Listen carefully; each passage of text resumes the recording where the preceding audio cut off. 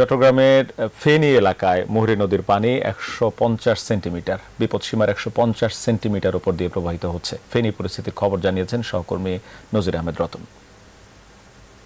ফেনীর ফুলগাজী এবং পরশুরাম উপজেলার পাশ দিয়ে বয়ে যাওয়া মুহুরী, কহু এবং সেলুনিয়ার 3টি নদীর বাঁধ ভেঙে 10টি স্থানে বাঁধ ভেঙে প্রায় 50টি গ্রাম প্লাবিত হয়েছে।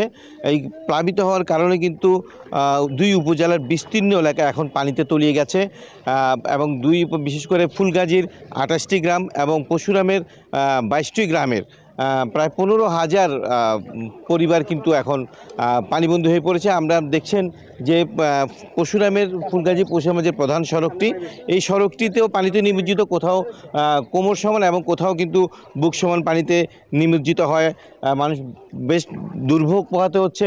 বিশেষ করে ফুলগাজী এবং পরশুরামের সাথে সম্পূর্ণ যোগাযোগ বিচ্ছিন্ন হয়ে পড়েছে। এখানকার বাসিন্দারা বলছেন যে প্রায় 30 বছরও এরকম বন্যা তারা দেখেনি। যদিও প্রতি বছর এখানে বন্যায় প্লাবিত হচ্ছে প্রায় ফুলগাজী এবং পরশুরামের একাধিক গ্রাম। আমি এখন এখানে একজন গ্রামবাসীর সাথে কথা বলার চেষ্টা করব। একটু বলবেন যে আসলে বন্যার কি পরিস্থিতি? এখানে আমি আশা করি না যে এরকম পানি হবে।